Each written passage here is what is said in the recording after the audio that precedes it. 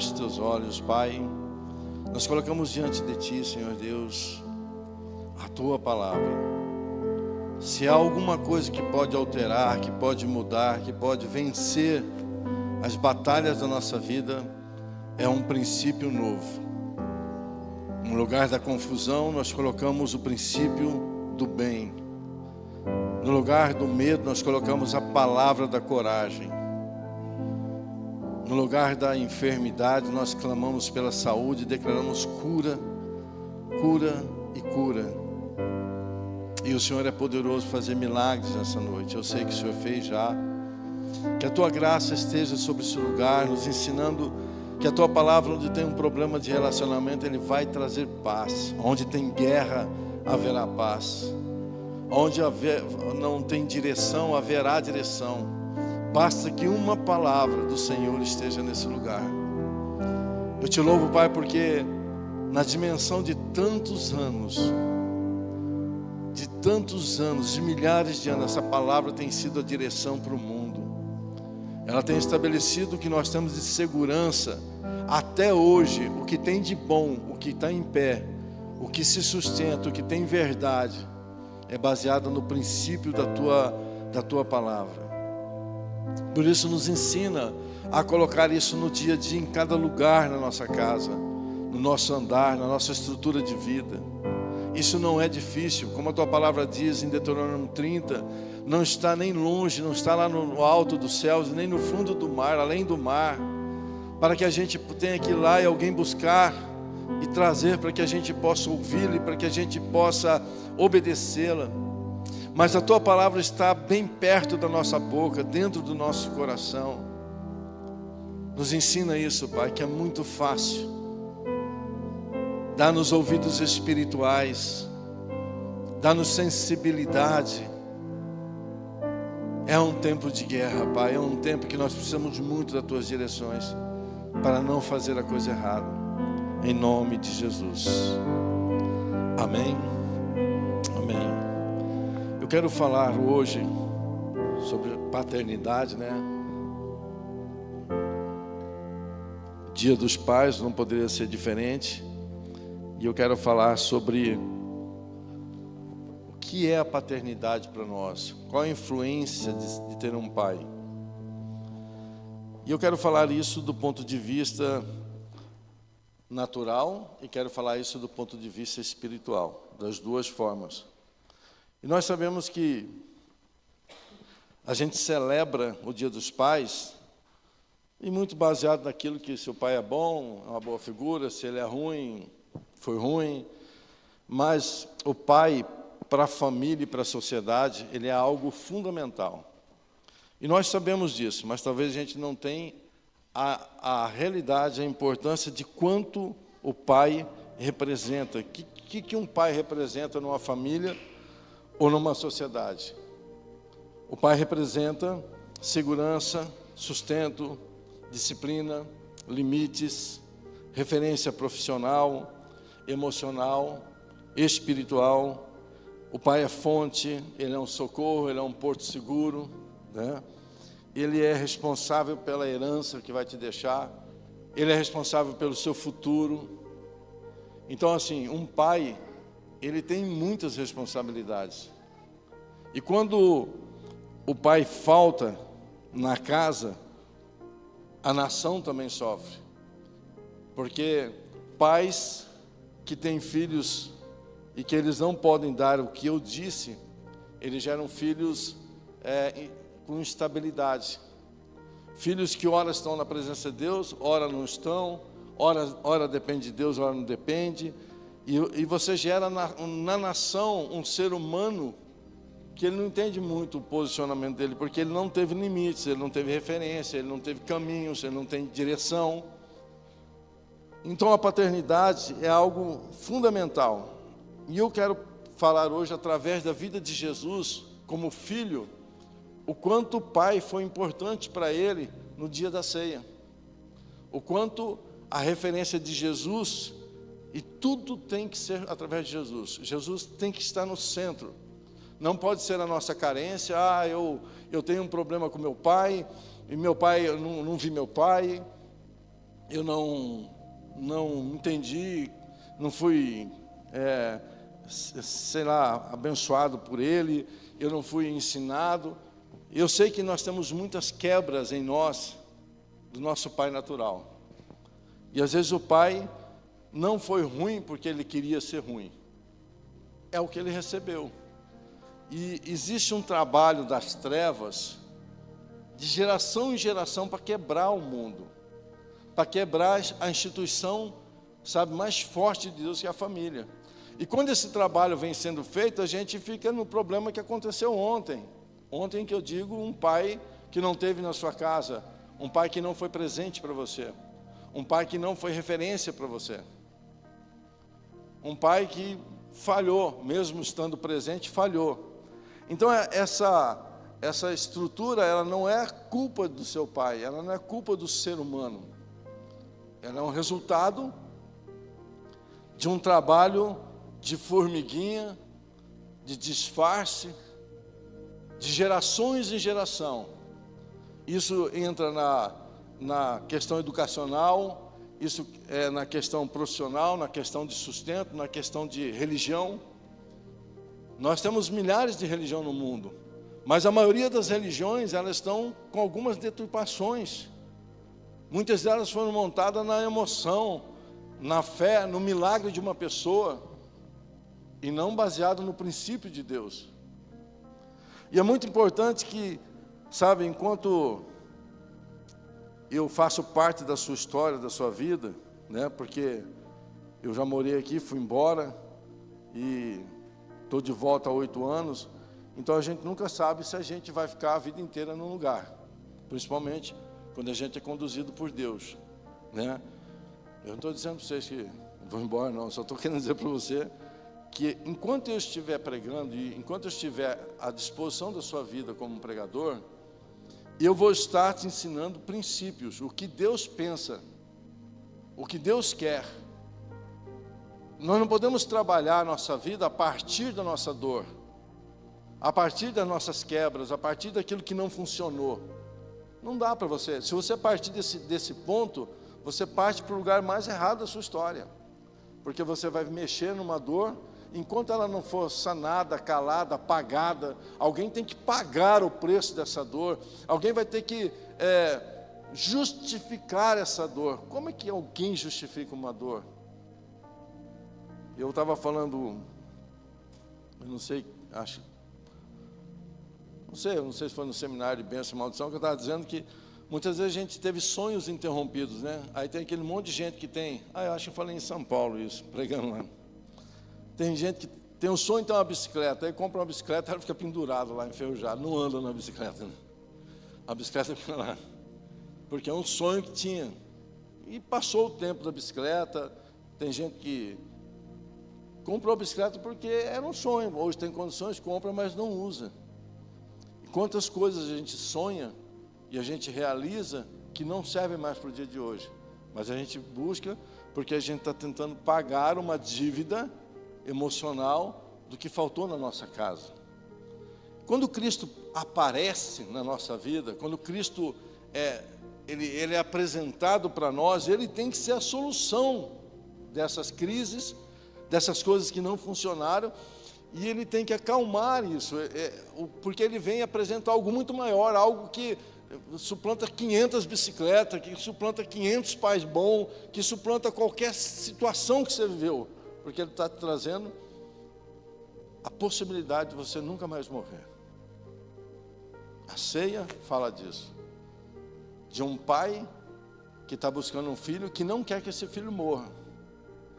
Muitos anos atrás, a bispa Gisela pregou lá em Campo Grande, acho que foi até numa ceia, que ela falou assim, que o homem, ele nasce uma vez, ele morre, ele nasce 2 vezes e morre uma vez, mas ele tem a possibilidade de nascer uma vez e morrer 2. Então a gente nasce naturalmente um bebezinho, e a gente ali não tem Cristo, a gente não tem a ideia de Deus. E quando a gente chega a ficar maduro, A gente nasce para o Espírito, da água e do Espírito, quando a gente se batiza, quando a gente encontra Jesus, fala: encontrei a minha eternidade, encontrei o meu Pai, encontrei a minha paternidade. E aí a gente morre a morte natural, mas como a gente nasceu no Espírito, a gente está eternamente vivo. Então, nossa chamada é para nascer 2 vezes e morrer uma.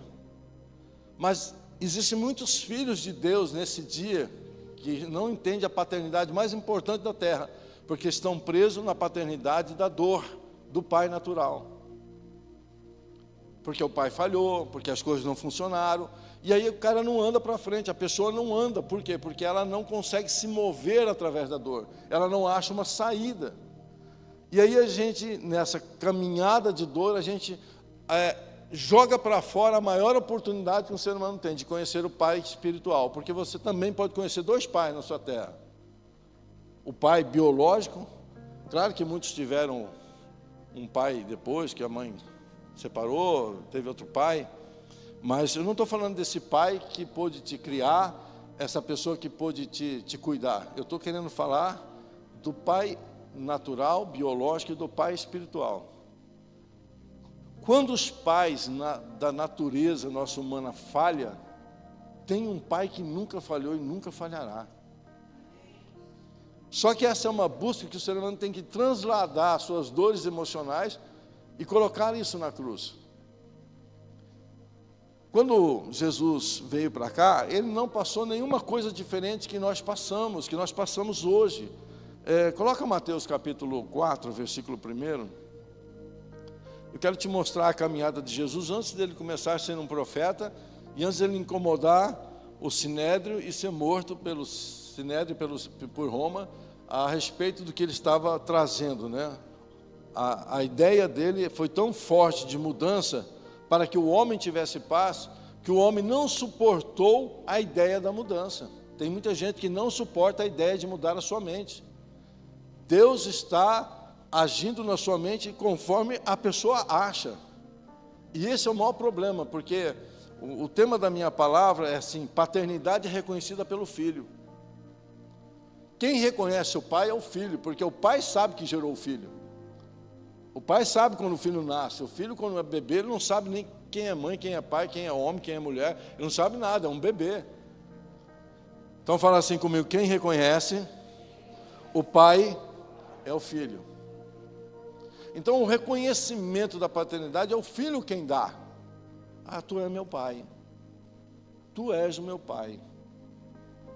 Você reconhece o pai. O pai, ele não vai cair por osmose dentro de você. E se você não reconhecer a paternidade do Senhor, você não consegue ter a herança espiritual que você precisa ter. Porque você vai ver, depois eu vou te mostrar, que em Lucas, quando o filho pródigo, em Lucas tem 3 passagens, em Lucas, fala da dracma perdida, fala da ovelha perdida, e ele fala do filho pródigo. São as 3 passagens, são três parábolas num capítulo só. O capítulo fala das 3 parábolas. Na parábola da dracma, a mulher perde a dracma, ela vai varrer a casa, ela vai iluminar a casa, ela vai procurar algo físico ali que se perdeu, mas está notificando que está indo atrás daquilo que se perdeu, daquilo que é importante, daquilo que tem valor. Da ovelha perdida retrata mais ainda o caso de um pastor que perde, deixa 99 ovelhas no aprisco e vai atrás da ovelhinha que se perdeu. Mas quando você olha o filho pródigo, o pai não vai atrás. Ninguém limpa a casa, ninguém deixa 99, nem deixa nem o filho que estava em casa, que não foi embora, não deixa o filho em casa. Ele fica lá esperando, ele fica no caminho, olhando para o caminho, o dia que o filho vai vir. E a Bíblia diz que o filho, caindo em si, se arrependeu da sua vida pregressa, falou: na minha casa, na casa do meu pai, tem comida, pelo menos na mesa, eu vou ser um funcionário dele. Ele não volta para ser filho. Ele reconhece que no pai há sustentabilidade, há fonte de cuidado, há respeito, porque onde ele estava vivendo, ele estava querendo comer a comida dos porcos, porque ele trabalhava, ganhava pouco e não tinha mal para comer. depois que gastou tudo a sua capacidade da sua herança. E a coisa mais importante dessa paternidade é que o pai pode te dar a parte que te pertence, natural. Então ele te dá, onde você gasta a parte natural? Qual é a tua fazenda? A parte da tua fazenda natural, sabe qual que é? Força física, juventude, sabe, habilidades, dons. Tem muita gente que está gastando a sua energia, a sua força física nas coisas desse mundo.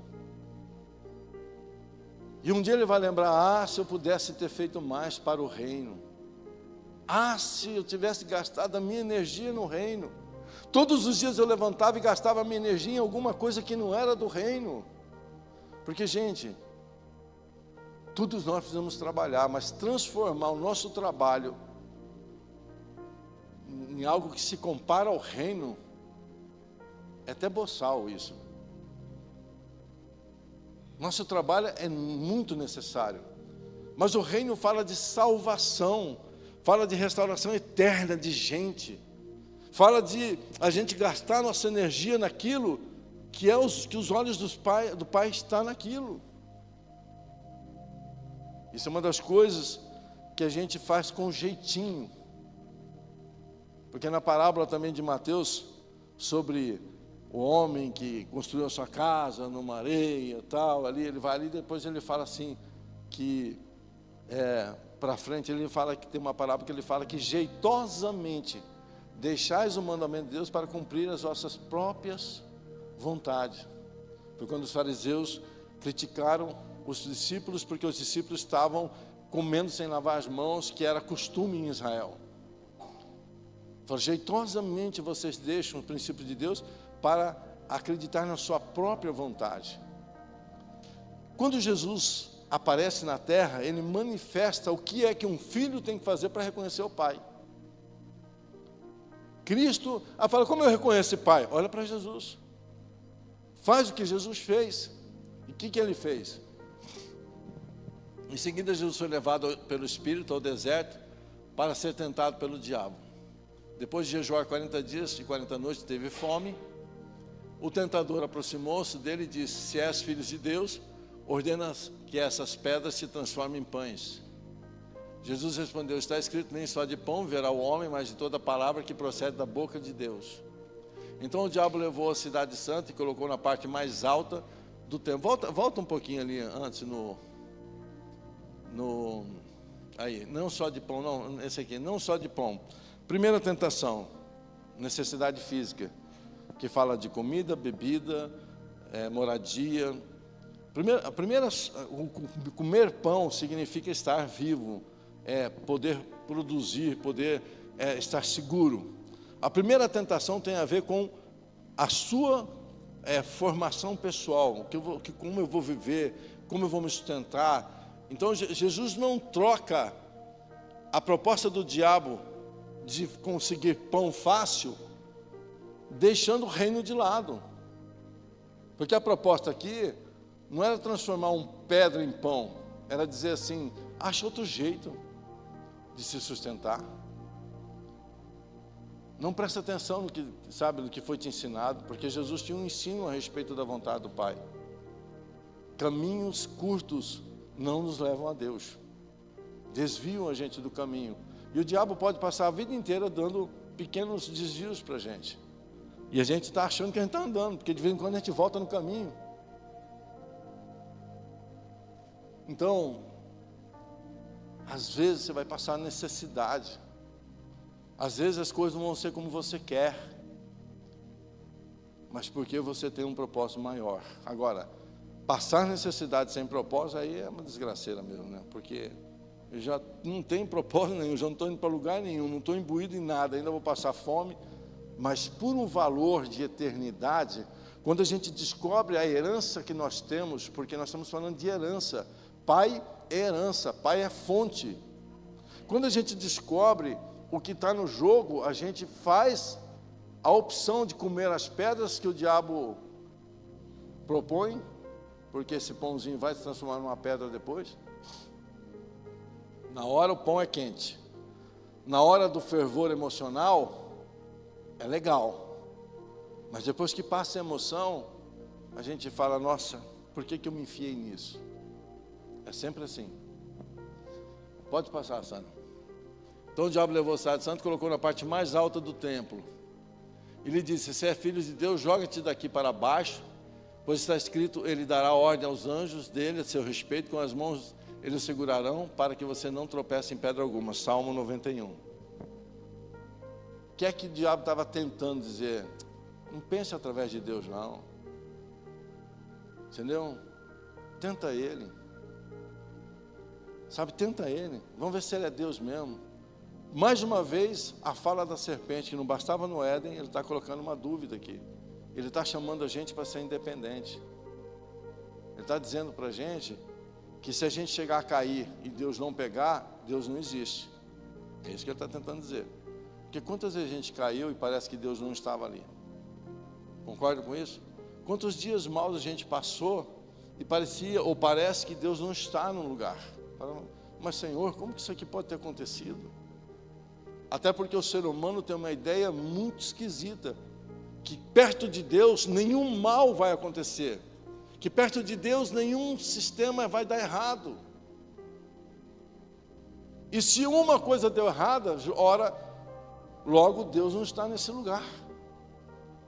O ser humano tem uma convicção de que ele tem que vir para Deus e tudo tem que dar certo. Deixa eu te falar, se você ganhar a sua eternidade, pode ralar seu corpo aqui, pode passar necessidade, não tem problema não. Porque existe uma mensagem também de muitos anos, como o diabo passou anos deturpando a paternidade, o posicionamento do pai, porque quem tem um pai ruim na terra vai ter dificuldade de ver um pai bom no céu. Se o pai fosse bom no céu, por que eu teria passado o que eu passei com esse pai ruim na terra? Aonde estava o Senhor? Muita gente pode gritar assim, porque muita gente tem dores a respeito disso. Então eu queria que você entendesse que quando uma figura na terra de autoridade é quebrada e destruída, é destruída parte da autoridade da figura de reverência, de respeito a Deus. Porque eu amo na terra para amar a Deus, eu obedeço na terra para obedecer a Deus, sabe? Eu me relaciono bem na terra para me relacionar bem com o mundo espiritual, porque o meu treino a respeito de que eu vou ser no mundo espiritual acontece na terra. Agora, ora, se eu sou um cara ruim na terra, se eu não amo na terra, se eu não perdoo, se eu não estabeleço um relacionamento, como é que eu vou chegar no céu e vou dizer assim, eu estou apto para entrar nesse lugar? Então Jesus veio e falou assim, olha, tem um caminho aí, e esse caminho é negar-se a si mesmo. Porque o que ele está fazendo aqui, essa tentação no deserto, não era uma tentação contra a fome dele, contra a autoindependência dele, não. Ele está sendo, a Bíblia diz, foi levado ao deserto pelo diabo. Jesus foi tentado, pelo Espírito, né? Foi levado pelo Espírito, mas ali ali ele venceu. Jesus não venceu Satanás na cruz. Ele venceu aqui, ó. Senão não tinha autorização para pregar. Dali para frente ele falou nada mais. Satanás o tentou pessoalmente em tudo. Por isso que Satanás não chega mais em Jesus depois. Ele não chega mais, ele vai pegando os discípulos, ele vai rodeando ele, mas ali ele viu que venceu. Nós precisamos vencer a proposta do inimigo. Vamos lá. Jesus respondeu, também está escrito, não põe à prova o Senhor, o seu Deus. Depois o diabo levou, por isso que eu estou falando aqui, foi o Espírito que levou, mas porque ele estaria naquele lugar numa batalha contra o inimigo. A um monte muito alto e mostrou-lhe todos os reinos do mundo e a glória deles. E disse, tudo isso te darei, se prostrado me adorares. Então Jesus lhe disse, retire-se Satanás, pois está escrito, adore o Senhor seu Deus, só Ele preste culto. Presta atenção uma coisa, a maior necessidade da nossa geração é ser reconhecido. Mais do que nunca essa história hoje, muita gente já venceu isso. Mas houve um tempo que os likes da internet eram muito importantes. Hoje já ficou para trás isso. Mas ainda tem muita gente carente. Muita gente procurando uma forma, e eu vou te dizer uma coisa para você: filho carente não olha para o pai, filho carente acusa o pai, filho carente acha culpados, filho carente acusa, filho carente não procura o caminho da sabedoria. O filho carente, ele vai buscar qualquer outro negócio, ele vai buscar uma cura para a dor dele. Ele não está atrás do Senhor, ele está atrás da cura dele, ele está atrás de resolver os seus problemas, ele quer resolver seus problemas. Porque o diabo é assim, ele quer dizer assim para você: olha, ninguém te respeita, ninguém olha para você direito, sabe? Ah, você devia ter uma glória, você devia ter dado certo, você não podia ter sofrido. Porque se você ouvir essa voz, toma muito cuidado, se não estiver bem preparado para dizer: sai de reto, Satanás. Eu sofri, bateram em mim, passei necessidade, mas eu estou aqui, o Senhor me resgatou. Hoje eu conheço quem eu sou. Porque o filho, quando ele conhece o pai, quando ele reconhece o pai, quando ele estabelece o reconhecimento do pai, ele estabelece a imagem dele. Do momento em que ele reconhece o pai, ele sabe: eu sei quem eu sou. Aí ninguém mais mexe, aí não tem proposta para você. Eu me lembro que, estudando um livro, A Serpente do Paraíso, que é um compêndio teológico a respeito, mas contado de uma forma de história muito legal. O cara, ele é um engenheiro, que ele vai numa empresa, e aí o cara fala assim: olha, eu preciso que você me dê o preço, eu tenho aqui 3 propostas, né? E se você me der o preço, e aí ele deixa um copo virado de boca para baixo e sai da sala. E o cara é tentado a pegar o copo. Quando o cara mexe o copo, tem um monte de bolinhas de gude que caem no chão. E aquele era o sinal que o cara estava esperando para ver se aquele homem era honesto ou não. Porque quando você começa a procurar em coisas pequenas burlar Deus, nas grandes você vai fazer isso. Não podemos deixar que as bolinhas, sabe, nos atraiam, que ela caia no chão. A gente precisa confiar em Deus. Amém? Passa isso. Assim o diabo deixou imediatamente. Quando você vence as tentações, imediatamente os anjos vêm te servir. Gente, você sabe o que é anjo servir a gente? Anjos na história da Bíblia trouxeram comidas. A Débora falou ontem na pregação dela, né? Nós ouvimos, tá, filha, a tua pregação. Eu não estava aqui, mas ouvi. Que quando a Clemê estava grávida dela, né? É dela? Do John. Nós estávamos numa revisão de vida, estava com um barrigão de quantos meses? Quase 9 meses, né? E na correria, era uma revisão de kids, de crianças, né? Não? De mulheres? No seu revisão de vida. E aí, ela perdeu o time para ir comer lá, não sei, né? Foi para o banheiro e tal. E aí, muita gente para comer, acabou ficando sem comida. E ela chega no quarto, né? E estava embaixo da cama.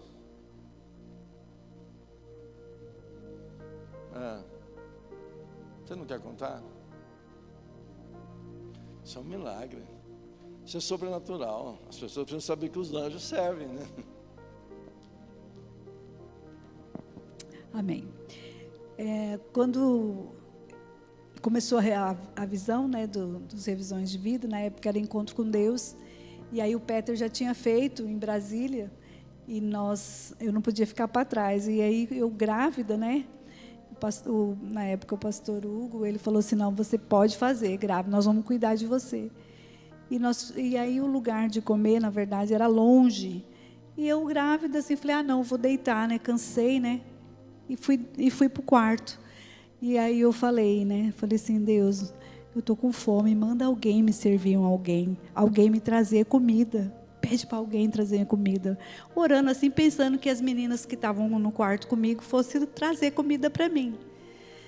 Mas não, daí eu dormi, E no outro dia, alguém veio, trouxe a comida para mim, eu sentei, eu comi e coloquei o prato embaixo da cama. E quando no outro dia eu falei para as meninas que estavam no quarto, eu falei assim, obrigada, viu? Quem de vocês trouxe comida para mim? Aí ninguém tinha trazido. Eu falei, gente, mas eu comi, eu tenho certeza que eu comi, Eu comi, me alimentei, fiquei saciada e dormi. Na verdade, foi um anjo que veio me alimentar.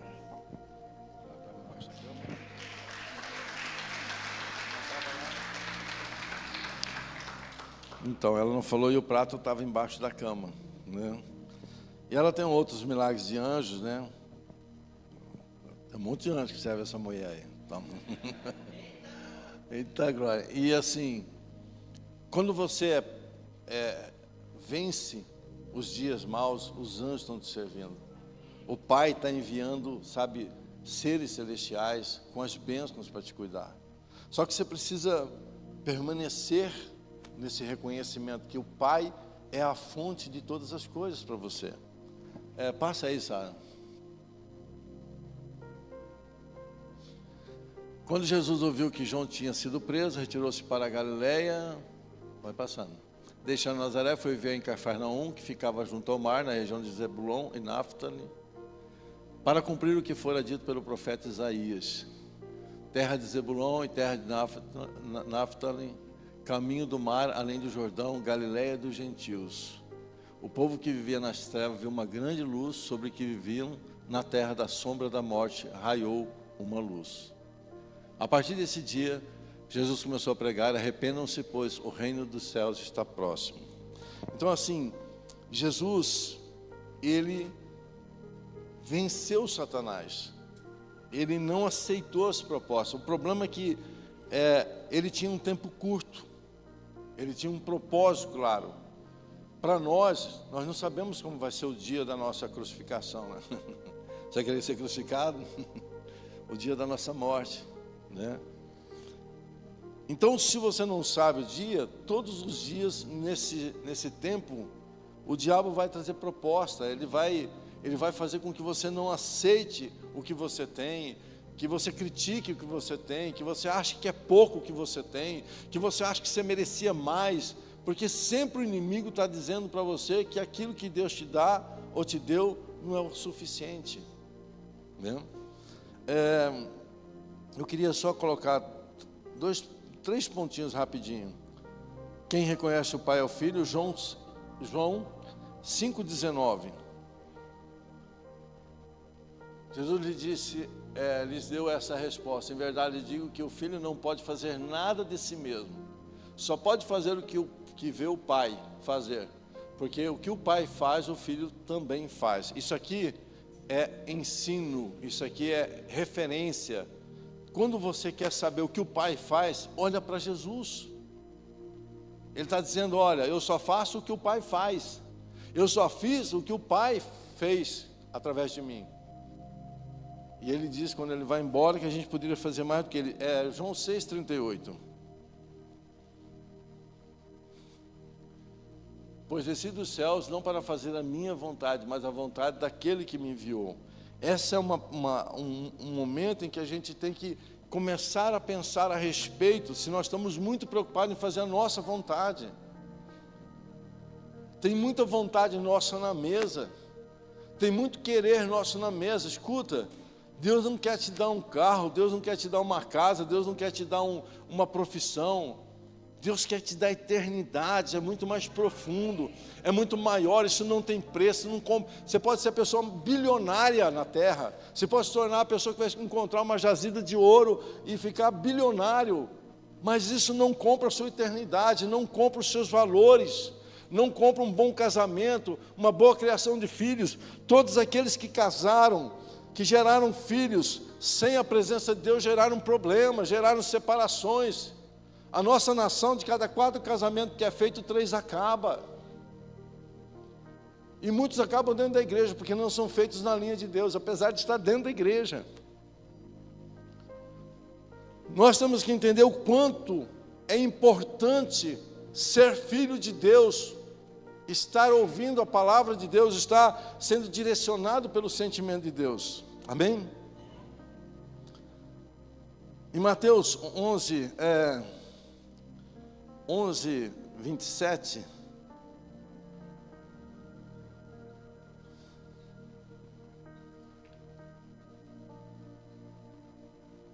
todas as coisas me foram entregues por meu Pai. Ninguém conhece o Filho a não ser o Pai. E ninguém conhece o Pai a não ser o Filho e aqueles a quem o Filho quiser revelar. Deixa eu te falar uma coisa. Não é eu escolho quando eu quero.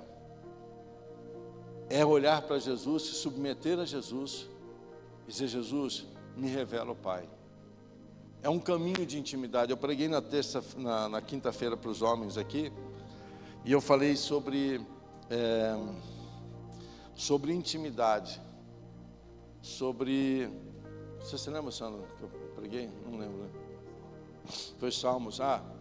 Eu falei, agora eu lembrei. Falei que o princípio da sabedoria é o temor ao Senhor. Eu falei, a gente só teme aquele que a gente conhece na intimidade. Você não teme um estranho. E que para ter temor, você tem que comer na mesa, tem que estar na cozinha. Intimidade é quando você se relaciona muito tempo com uma pessoa, sabe até o olhar dela, sabe a fala dela. E o que nos falta com Deus tem sido, sabe, alguém que fala assim: eu conheço a vontade do meu Pai, eu conheço o que o Pai tem para mim em qualquer situação.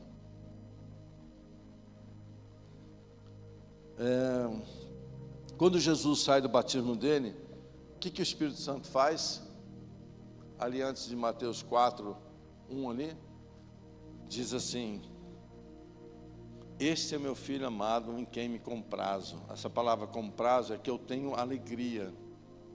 Esse é o filho que me traz alegria. O Pai está sempre nos reconhecendo, aquele que dá alegria e aquele que não dá alegria. Aquele que está no ócio, está no nada, entendeu? Está querendo Deus, mas não sabe se submeter a Deus. Escuta que eu vou te falar uma coisa. Sim, escuta que eu estou te falando como teu pastor. Se submeta ao ensino. Se submeta ao discipulado. Isso não vem de graça. A gente não está anunciando o Evangelho aqui há 30 e poucos anos de graça. Saiu assim desde o primeiro dia. Não, é uma luta de todos os dias. É desbravar uma jazida de ouro dura, porque nós somos endurecidos.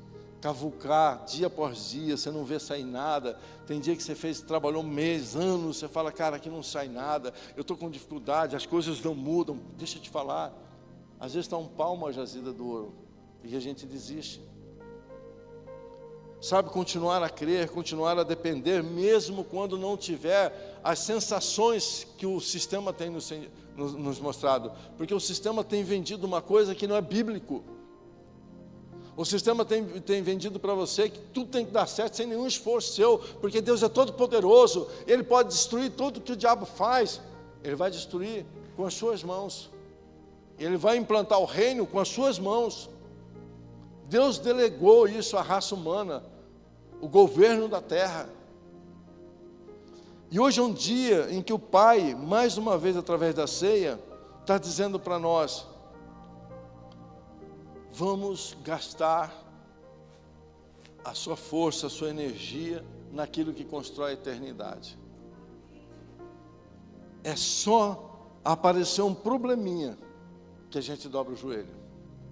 Enquanto não tem um problema, a gente não dobra o joelho. E tem alguns problemas que nos vencem e que nem dobrar o joelho a gente não vence mais. Fala: está perdido. Esse não tem jeito. Eu quero orar pela ceia. Já pode se colocar apostos aqui. Eu quero terminar minha palavra dizendo para você que o Pai tem pressa em ser reconhecido.